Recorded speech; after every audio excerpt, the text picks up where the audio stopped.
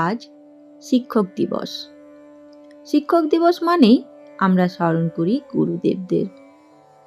কিন্তু গুরু বা শিক্ষক আসলে কেমন হওয়া উচিত তা কি আমরা জানি?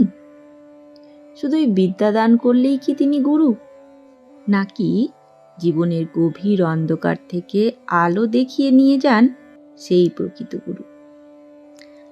আজকের দিনে চলুন শুনি শ্রী শ্রী ঠাকুর রামকৃষ্ণের অমূল্য বাণী, গুরু কেমন হওয়া উচিত। ঠাকুর শ্রী রামকৃষ্ণদেব একদিন বলেছিলেন, গুরু সেই যে শিষ্যকে অন্ধকার থেকে আলোয় নিয়ে যায়। অর্থাৎ গুরু কেবল বাইরের পাঠ শেখান না, তিনি শিষ্যের অন্তরের ঘুমন্ত শক্তিকে জাগিয়ে দেন। ঠাকুর আবার বলেছিলেন, যে নিজে ঈশ্বরের দর্শন করেছে কেবল সেই প্রকৃত গুরু হতে পারে। কারণ অন্ধ মানুষ অন্ধকে পথ দেখাতে পারে না। যেমন একজন ডাক্তার নিজের চিকিৎসা শাস্ত্রে দক্ষ হলে তবে অন্যকে সুস্থ করতে পারেন, তেমনি গুরু নিজে সত্যকে উপলব্ধি করলে তবেই তিনি অন্যকে সেই সত্যের পথে পরিচালিত করতে পারেন।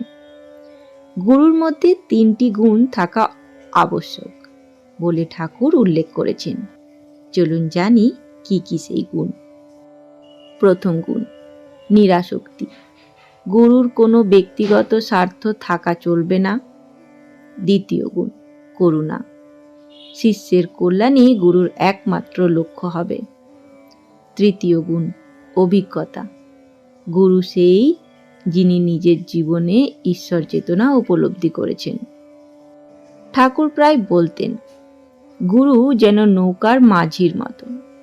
যেমন মাঝি যাত্রীকে নদীর এপার থেকে অন্য পারে পৌঁছে দেন, তেমনি গুরু সংসারের ভয়ঙ্কর স্রোত পেরিয়ে শিষ্যকে মুক্তির পারে পৌঁছে দেন।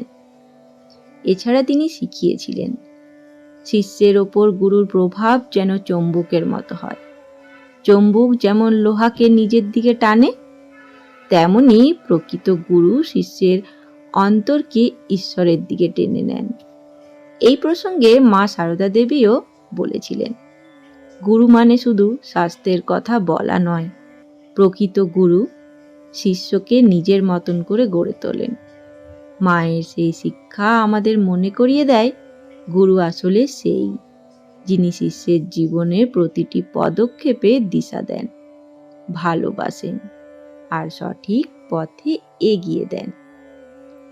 শিক্ষক দিবসে তাই আমরা স্মরণ করি যে গুরু বিদ্যা দেন, যে গুরু জীবনকে পথ দেখান।